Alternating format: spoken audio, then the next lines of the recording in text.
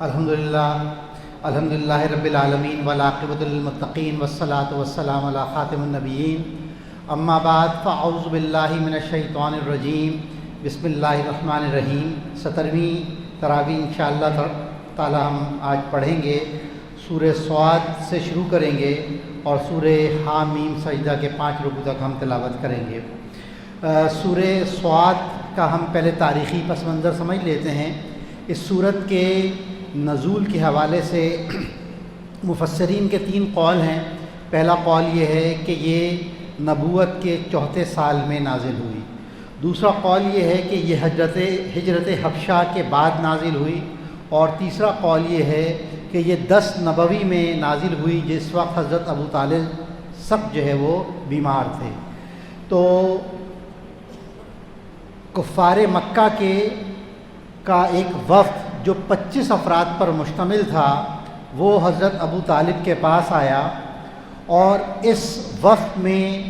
جو ہے وہ ابو جہل، ابو سفیان، عتبہ، شیبہ، امیہ بن خلف اور عاص بن وائل جیسے بڑے سردار جو ہے وہ موجود تھے، اور انہوں نے کہا کہ آپ ہمارے اور اپنے بھتیجے کے درمیان فیصلہ کرا دیں، اور ہم جو ہے وہ اس کے دین کو کچھ نہیں کہیں گے، یہ ہمارے معبودوں کو جو ہے وہ برا بھلا کہنا چھوڑ دے۔ تو حضرت ابو طالب نے کہا کہ ہاں، یہ تو ذرا سا انصاف کی بات لگ رہی ہے، دونوں اپنے کام کرتے رہیں۔ اللہ کے رسول صلی اللہ علیہ وسلم کے سامنے جب یہ تجویز رکھی گئی تو اللہ کے رسول صلی اللہ علیہ وسلم نے کہا، میں تم لوگوں کا ایک کلمہ بتاتا ہوں، اگر تم اس کلمے کو مان لو گے تو پورا عرب جو ہے تمہارا مطیع و فرما بردار ہو جائے گا، اور پورا عجم جو ہے وہ تمہارا واج گزار ہو جائے گا۔ یہ لوگ بہت سٹ پٹائے کہ ایسا کون سا کلمہ ہے، اور انہوں نے کہا ایسا ایک کیا، ہم تو 10 کلمے جو ہے وہ ماننے کے لیے تیار ہیں۔ تو اللہ کے رسول نے کہا کہ لا الہ الا اللہ یہ پڑھ لو۔ تو وہ لوگ، وہ سردار جو ہیں، وہ جو کچھ کہتے ہوئے نکلے اسی کا ذکر جو ہے وہ اس سورت صاد میں جو ہے وہ اللہ تعالیٰ کر رہا ہے۔ اللہ تعالیٰ پہلے رکوع میں کہہ رہا ہے، قسم ہے ذکر بھرے نصیحت والے قرآن کی کہ اس میں یہی لوگ ہیں جنہوں نے انکار کیا ہے اور غرور و تکبر سے جو ہے یہ چور ہیں، اور اللہ تعالیٰ کہہ رہا ہے کہ ان کو تعجب ہے کہ ان کے پاس انہی میں سے ایک متنبع کرنے والا آ گیا، اور یہ لوگ کہتے ہیں نعوذ باللہ کہ یہ ساحر ہے، نبی مہربان صلی اللہ علیہ وسلم کے بارے میں کہ یہ ساحر ہے، یہ سب جھوٹا ہے۔ اور پھر سردار یہ کہتے ہوئے نکل کھڑے ہوئے کہ چلو اور اپنے معبودوں کی بندگی پر جم جاؤ، اللہ تعالیٰ اور اس نے تمام خداؤں کو ملا کر ایک خدا جو ہے وہ بنا ڈالا ہے، اور اللہ تعالیٰ کہہ رہا ہے کہ یہ اصل میں میرے ذکر پر جو ہے وہ شک کر رہے ہیں، اور یہ ایک چھوٹا سا گروہ ہے جو اسی جگہ پر شکست کھائے گا۔ اور اللہ نے کہا کہ نوح، عاد، سمود، فرعون، ایکا والوں نے بھی جو ہے وہ رسولوں کی تکذیب کی تھی، اور ان سب کے اوپر جو ہے وہ ہمارے عذاب چسپاں ہو گیا۔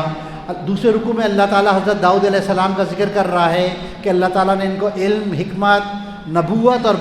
بادشاہت عطا کی،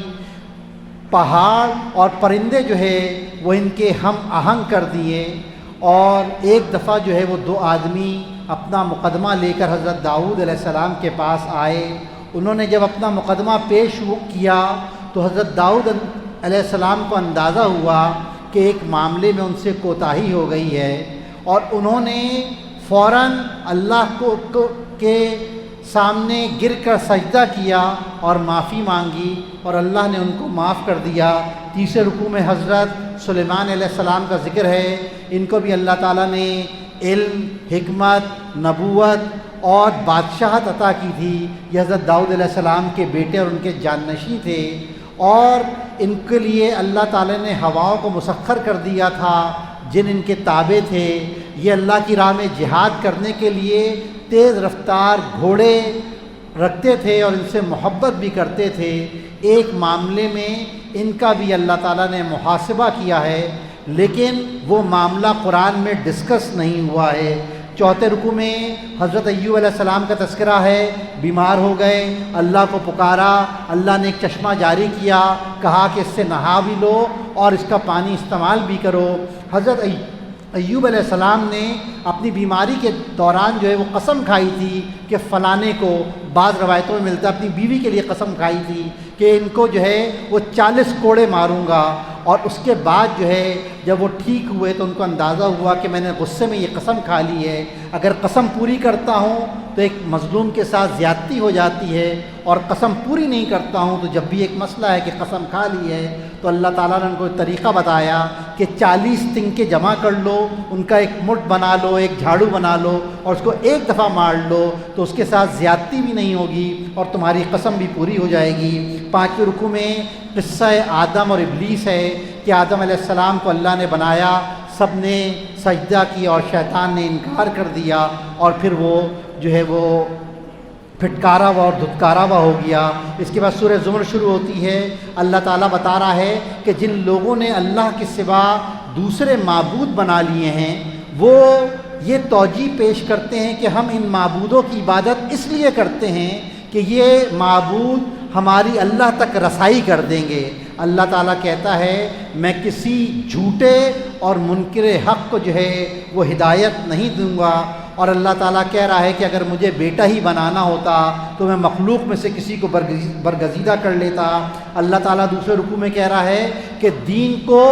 خالص کر کے صرف اللہ کی جو ہے وہ بندگی کرو۔ پھر اللہ تعالیٰ کہہ رہا ہے کہ ہم نے تمہارے لیے آسمان سے پانی نازل کیا اور یہاں دریا بہائے، چشمے رواں کیے، زمین کے اندر بھی تمہارے لیے جو ہے وہ پانی جاری کر دیا، اور یہ پانی سے تم طرح طرح کی کھیتیاں جو ہے وہ اگاتے ہو۔ تیسرے رکوع میں اللہ تعالیٰ قرآن کے بارے میں کہہ رہا ہے کہ ہم نے ایک بہترین کلام جو ہے وہ اتارا ہے جس کے ہر جز جو ہے ہم رنگ ہیں، اور اس میں مضامین کی بار بار جو ہے ہم دہرائے ہیں، اور اس قرآن کو سن کر ان لوگوں کے رونگٹے کھڑے ہو جاتے ہیں جو اللہ سے ڈرنے والے ہیں، اور پھر ان کے جسم بھی نرم پڑ جاتے ہیں اور ان کے دل بھی نرم پڑ جاتے ہیں، اور وہ اللہ تعالیٰ کی طرف راغب ہو جاتے ہیں۔ اللہ تعالیٰ جس کو چاہتا ہے ہدایت دے دیتا ہے، اور اللہ تعالیٰ جس کو چاہتا ہے گمراہی میں مبتلا کر دیتا ہے۔ چوتھے رکوع میں اللہ تعالیٰ کہہ رہا ہے کہ اس سے بڑا ظالم کون ہوگا جو اللہ کے اوپر جھوٹ باندھے۔ 5ویں رکوع میں اللہ تعالیٰ کہہ رہا ہے کہ وہ اللہ ہی ہے جو موت کے وقت انسانوں کی روح کو قبض کر لیتا ہے، اور جو لوگ زندہ ہیں نیند کے وقت جو ہے اللہ تعالیٰ ان کی روح کو قبض کر لیتا ہے، اور پھر جس پر موت کا فیصلہ صادر ہو جائے اس کی روح کو وہیں روک لیتا ہے، اور بقیہ لوگوں کی روح کو اللہ تعالیٰ ایک خاص مدت تک کے لیے واپس بھیج دیتا ہے۔ مشرکین کا اللہ تعالیٰ نے یہ قول نقل کیا کہ یہ معبود، یہ جھوٹے معبود جن کو ہم پوچھتے ہیں، یہ قیامت کے دن اللہ کے حضور ہماری شفاعت کریں گے۔ اللہ تعالیٰ کہہ رہا ہے کہ یہ صرف اللہ کا اختیار ہے کہ کون شفاعت کرے گا اور کس کے حق میں کرے گا۔ 6 رکوع میں سورہ زمر کے 6 رکوع میں قرآن کی سب سے زیادہ امید افزا آیت جو ہے وہ آئی ہے۔ اس آیت میں اللہ تعالیٰ کہتا ہے کہ میرے بندو جنہوں نے اپنی جانوں پر ظلم کر لیا ہے وہ اللہ کی رحمت سے مایوس نہ ہوں، میں ہر گناہ کو معاف کر دوں گا اور میں تو غفور الرحیم ہوں۔ اللہ تعالیٰ نے توبہ کا اصول بیان کیا ہے کہ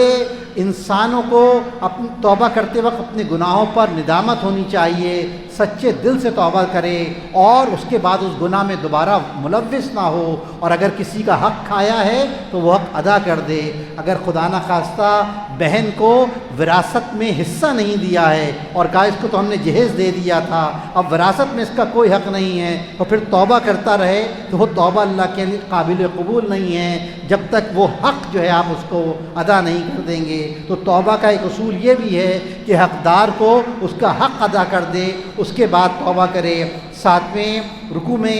قیامت کا منظر ہے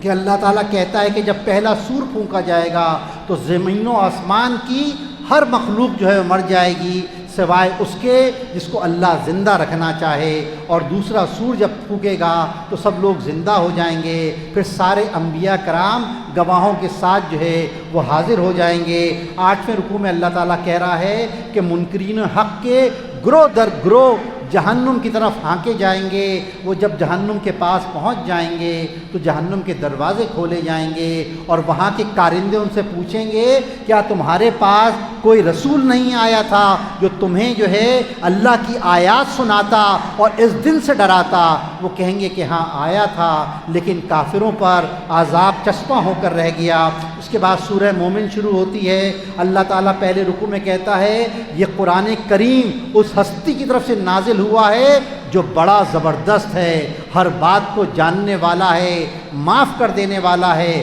سخت سزا دینے والا ہے، توبہ کو قبول کرنے والا ہے، بڑا ہی صاحب فضل ہے، اس کے علاوہ کوئی معبود نہیں ہے، اور تم سب کو اسی کی طرف پلٹ کر جانا ہے۔ اللہ کی آیات کے بارے میں جھگڑا وہی کرتے ہیں جو کفر کا رویہ اختیار کرتے ہیں، اور اس سے پہلے نوح علیہ السلام کی قوم نے بھی رسولوں کی تکذیب کی، اور فرشتے جو ہیں وہ اہل ایمان کے لیے دعائیں کرتے ہیں۔ دوسرے رکوع میں اللہ تعالیٰ کہہ رہا ہے کہ منکرین حق سے کہہ رہا ہے کہ آج قیامت کے دن تمہیں جتنا غصہ اپنے آپ پر آ رہا ہے، اللہ اس سے زیادہ تم پر اس دن غضبناک ہوتا تھا جب تمہیں ایمان کی دعوت دی جاتی تھی اور تم پیٹھ پھیر کے کفر کی طرف چل دیتے تھے، اور منکرین حق کہیں گے کہ اللہ تعالیٰ تو نے 2 دفعہ ہمیں موت دی، 2 دفعہ زندگی دی، کیا اب یہاں سے نکلنے کی کوئی سبیل ہے؟ تیسرے رکوع میں اللہ تعالیٰ بتا رہا ہے کہ ہم نے موسیٰ علیہ السلام کو اور ہارون علیہ السلام کو فرعون کی طرف، قارون کی طرف اور حامان کی طرف بھیجا، مگر انہوں نے انکار کر دیا، بلکہ موسیٰ علیہ السلام کو شہید کرنے کی سازش کی۔ چوتھے اور 5ویں رکوع میں ایک مومن مسلمان بندے کا فرعون کے دربار میں فرعون کے سامنے ایمان افروز خطاب ہے، اسی کا تذکرہ ملتا ہے۔ اس بندے نے فرعون کے ساتھ سامنے کہا کہ دنیا کی لذتیں جو ہیں وہ وقتی ہیں، اور آخرت کی جتنی نعمتیں ہیں وہ پائیدار اور دائمی ہیں۔ اللہ تعالیٰ نافرمانوں کو آخرت میں سزا دے گا اور فرما برداروں کو ایسی جنت میں داخل کرے گا جہاں اللہ کی نعمتیں بے حساب ملیں گی۔ اور بندہ مومن کے دعوت حق کے جواب میں فرعون نے اس کو ایک بار پھر شرک اور کفر کی طرف بلایا، تو اس نے پھر کہا فرعون سے کہ میں تجھے کامیابی کی طرف بلا رہا ہوں، تو مجھے جہنم کی طرف بلا رہا ہے۔ اللہ نے اس بندہ مومن کی حفاظت کی اور اس کو فرعون کے شر سے محفوظ کیا۔ چھٹے رکوع میں اللہ تعالیٰ کہہ رہا ہے اہل حق کی ضرور مدد کرو، اور ظلم اور زیادتی کرنے والوں کی قیامت کے دن کوئی معذرت جو ہے وہ قبول نہیں کی جائے گی۔ 7ویں رکوع میں اللہ تعالیٰ کہہ رہا ہے، اپنے احسانات کا پھر ذکر کر رہا ہے اور بتا رہا ہے کہ ہم نے تمہارے لیے دن روشن کیا جس میں تم اللہ کا فضل تلاش کرتے ہو، رات تمہارے لیے باعث سکون بنائی، آسمان کی تمہارے لیے چھت بنائی، زمین تمہارے لیے بچھا دی، عمدہ صورتوں میں تمہاری تخلیق کی اور پاکیزہ رزق میں عطا کیا۔ 8ویں رکوع میں اللہ تعالیٰ کہہ رہا ہے کہ جلد ہی جو ہے وہ ہم مجرموں کو آگ اور کھولتے ہوئے پانی میں پھینک دیں گے۔ 9ویں رکوع میں جو اس سورت کا آخری رکوع ہے اس میں اللہ تعالیٰ کشتیوں، سمندر اور دریاؤں میں چلنے والی کشتیوں کو بھی اپنی نعمت بتا رہا ہے کہ اللہ کے فضل سے وہ ان سمندر اور دریاؤں پہ چلتی ہیں اور اپنی منزل تک پہنچتی ہیں، اور اللہ تعالیٰ نے چوپائے کو، جانوروں کو بھی کہا ہے کہ یہ اللہ کی نعمتیں ہیں، اس سے تم گوشت بھی کھاتے ہو، اس پہ سواری بھی کرتے ہو، اور دوسرے بھی فوائد ہیں جو تم اس سے حاصل کرتے ہو، مگر انسان جو ہے وہ بڑا ناشکرا ہے۔ اس کے بعد سورہ حامیم سجدہ کی سورت شروع ہوتی ہے۔ اس کا بھی ذرا سا تاریخی پس منظر سمجھ لیں کہ یہ بھی تقریباً جو ہے اس صورت کے آس پاس ہی نازل ہوئی ہے۔ ایک دفعہ مکہ میں حرم میں جو ہے وہ سردار قریش جو ہے محفل جما کے بیٹھے تھے اور اللہ کے رسول الگ سے بیٹھے ہوئے تھے، تو ان میں سے ایک سردار عقبہ بن ربیعہ جو ابو سفیان کا سسر تھا، اس نے جو ہے کہا سرداروں سے کہ میں جا کے محمد سے بات کرتا ہوں، اور عقبہ بن ربیعہ جو ہے وہ اللہ کے رسول کے پاس آیا اور اس نے کہا کہ بھتیجے، تمہارا اور تمہارا خاندان دونوں جو ہے بڑے ممتاز لوگ ہیں، مگر تم نے جو ایک نیا دین شروع کر دیا ہے اس سے تو قوم جو ہے تفرق میں بڑھ گئی ہے، اور تم نے ہمارے معبودوں کو برا بھلا کہنا شروع کر دیا ہے، اور محسوس ایسا ہوتا ہے کہ نہ صرف ہم بلکہ ہمارے باپ دادا سب کافر تھے۔ اگر تمہیں جو ہے وہ سرداری چاہیے تو ہم تمہیں اپنا سردار بنا لیتے ہیں، ہر معاملے میں ہم تم سے مشورہ کریں گے، اگر تمہیں مال چاہیے مال دیتے ہیں،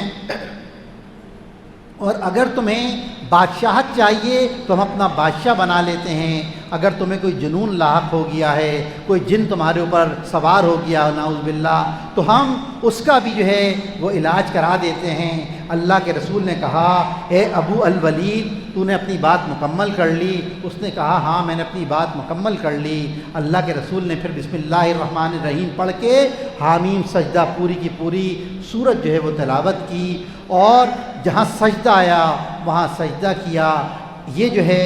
عقبہ بن ربیعہ جب واپس سرداروں کی طرف آیا تو سب نے کہا، یہ جو گیا تھا انسان، یہ جو واپس آ رہا ہے، یہ تو دو مختلف لوگ لگ رہے ہیں۔ عقبہ واپس آیا، اس نے کہا، اس محمد کو اپنے حال پر چھوڑ دو، اگر عرب اس کے اوپر انہوں نے قابو پا لیا تو تم لوگ اپنے بھائی کے اوپر ہاتھ اٹھانے سے بچ جاؤ گے، اور اگر یہ جو ہے کامیاب ہو گیا تو اس کی بادشاہت تمہاری بادشاہت ہے، اس کی کامیابی تمہاری کامیابی ہے۔ لوگوں نے کہا کہ تیرے اوپر بھی محمد کا جادو چل گیا۔ اس نے کہا کہ یہ کلام ایسا ہے کہ یہ نہ شاعری ہے، نہ کہانت ہے، نہ سحر ہے، یہ تو ایک ایسا کلام ہے جو یقیناً اپنا اثر جو ہے وہ دکھائے گا۔ ایک اور روایت میں ملتا ہے کہ جب اللہ کے رسول صلی اللہ علیہ وسلم اس آیت پر پہنچے کہ اب اگر یہ لوگ منہ موڑتے ہیں تو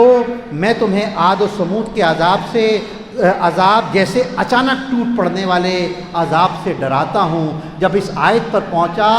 اللہ کے رسول پہنچے تو عقبہ بن ربیعہ نے اللہ کے رسول کے منہ پر ہاتھ رکھ دیا اور کہا، رحم کریں اپنی قوم پر، رحم کریں، آپ جو بات منہ سے نکالتے ہیں وہ اللہ جو ہے وہ پوری کرتا ہے۔ اور